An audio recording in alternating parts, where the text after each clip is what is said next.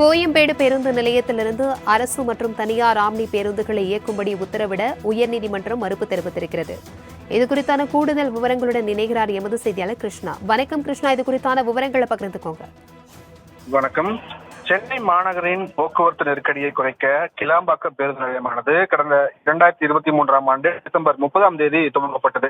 பேருந்து நிலையம் அமைக்கும் போது பயணிகள் சுலபமாக அணுக ஏதுவாக விமான நிலையம் முதல் கேளம்பாக்கம், வேளச்சேரி முதல் தாம்பரம் மெட்ரோ ரயில் இணைப்பு ஏற்படுத்த திட்டமானது தீட்டப்பட்டிருந்தது.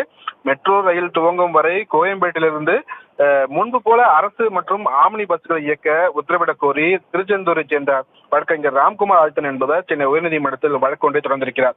அந்த மனுவில் கிளாம்பாக்கம் பேருந்து நிலையத்திற்கு விமான நிலையம் முதல் கிளாம்பாக்கம், வேளச்சேரி முதல் தாம்பரம் மெட்ரோ ரயில் சேவை துவங்கும் வரையும் புதியதாக கட்டப்பட்டு வரக்கூடிய கிளாம்பாக்கம் ரயில் நிலையத்தில் இருந்து கிளாம்பாக்கம் பேருந்து நிலையத்திற்கு செல்ல வான்வெளி நடைபாதை மற்றும் கிளாம்பாக்கம் பேருந்து நிலையத்திலிருந்து பெரங்களத்தூர் மார்க்கம் செல்லும் வாகனங்களுக்கு யூ வளைவு பாலம் அமைக்கும் வரையில் அரசு மற்றும் தனியார் ஆம்னி பேருந்துகளை கோயம்பேடு பேருந்து நிலையத்திலிருந்து இயக்கவும், இலகு மற்றும் கனரக வணிக வாகனங்களை சென்னை அவுட்டர் ரிங் ரோடு வழியாக இயக்க உத்தரவிட வேண்டும் என மனுவில் கோரிக்கை வைக்கப்பட்டுள்ளது.